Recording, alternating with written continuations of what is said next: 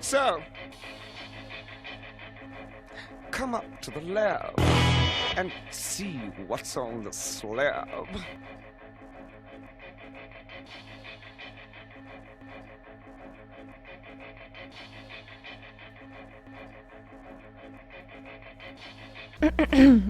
Hello.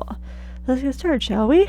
Starting her off, I thrifted a very sequined and sparkly vest that was black, which I did use a ruler to cut as straight of a possible line as I could, and to make them symmetrical.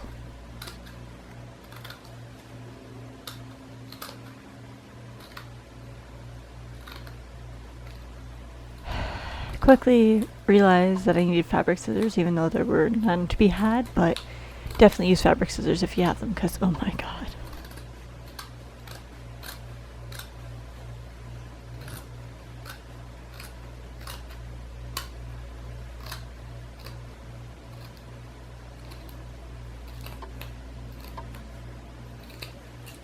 Sewed the seams to be straight rather than a vest would normally be, kind of wavy at the front so that it can button up or etc.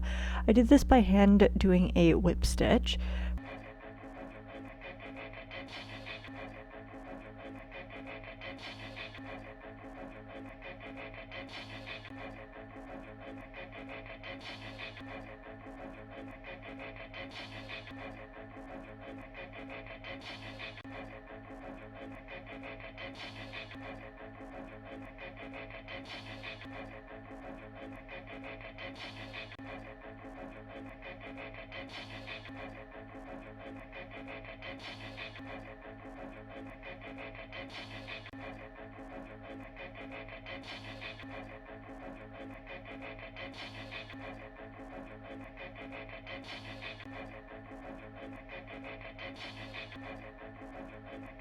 I needed to basically decide where the grommets would be going, but quickly decided that an apartment would not be the appropriate place to hammer a bunch of these on.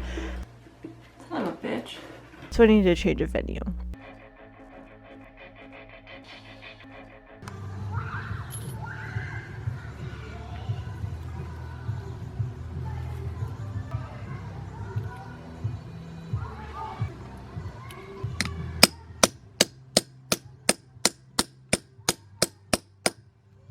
As this was my first time handling grommets, I very quickly realized that I was doing them backwards, so I switched it up and continued on.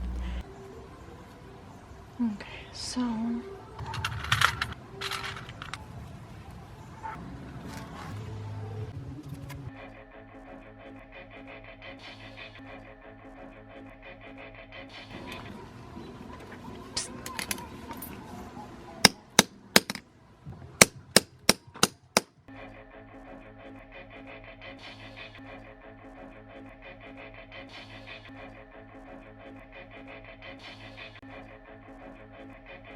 And to tie it all together, literally, I used two different ties, one being a ribbon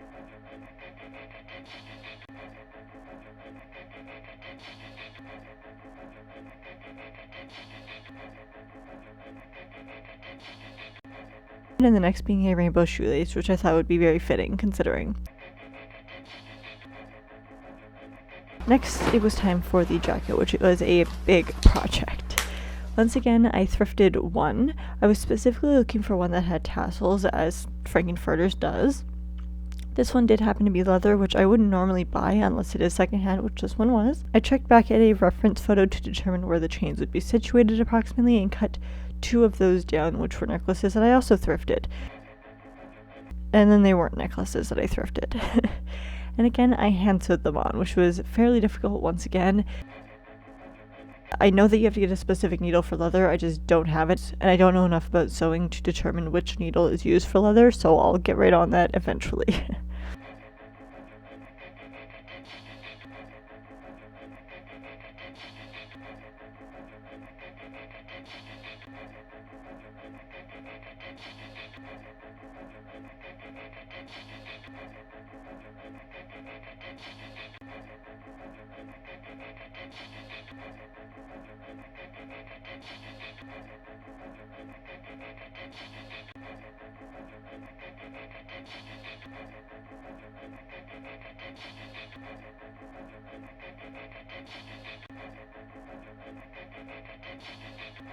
I did them on both sides, making them as symmetrically based as possible.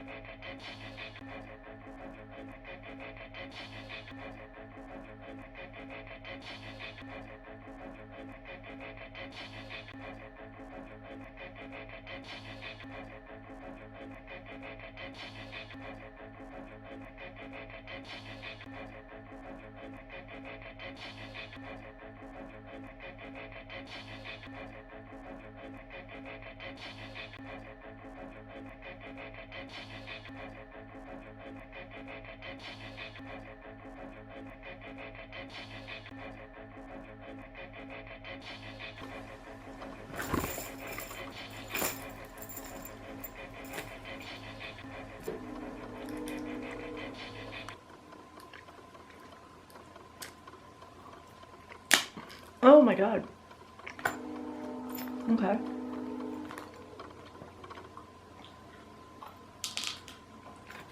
Round 2.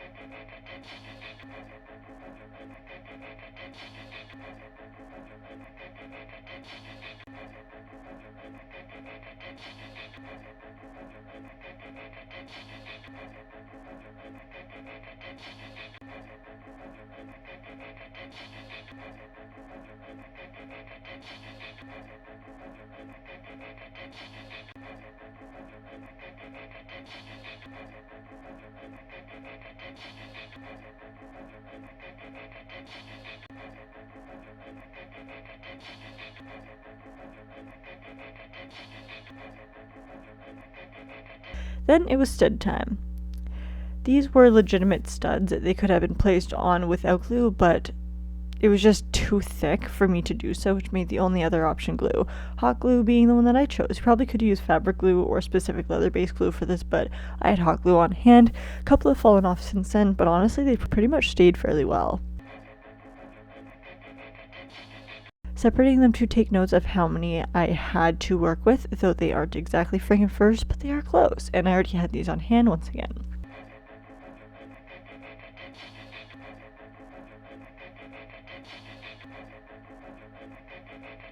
I did take some creative liberties as well.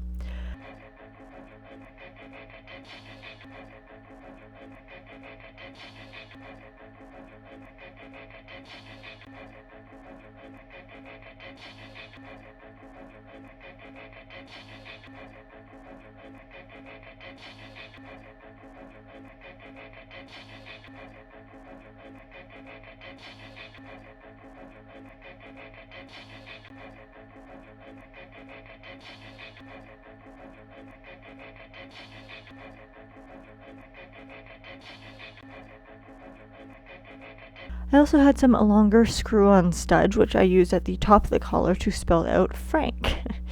Nobody ended up seeing it, but I knew it was there. In order to make the holes for them to actually fit through, though, I started them out with the tip of a sewing needle, just enough to actually get the tip started to get some hole there. Then continue on with an actual nail that you'd hit with a hammer. Then I finally placed them in. This was no easy task.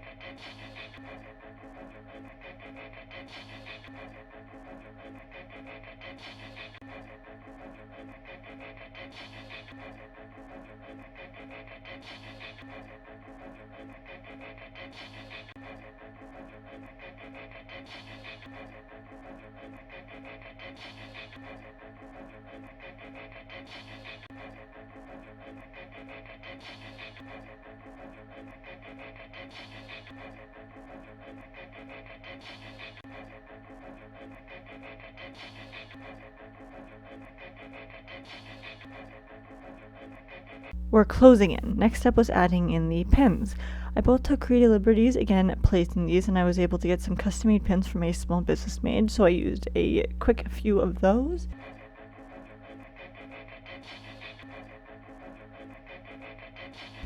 And then as for the very last ditch effort to make this whole costume come to life, it was patch time. I did grab these patches from Spirit Halloween because I thought they'd honestly be perfect. They were from a section for that 70s punk rock pretty much. And so I just used those. Once again, you could use a fabric glue. I just used hot glue and it worked out fairly fine. These ones have actually completely stayed on alongside the studs. But yeah, that is it for my video. I hope you guys did enjoy finally getting to know how I made these, and I will see you in my next one. Bye guys!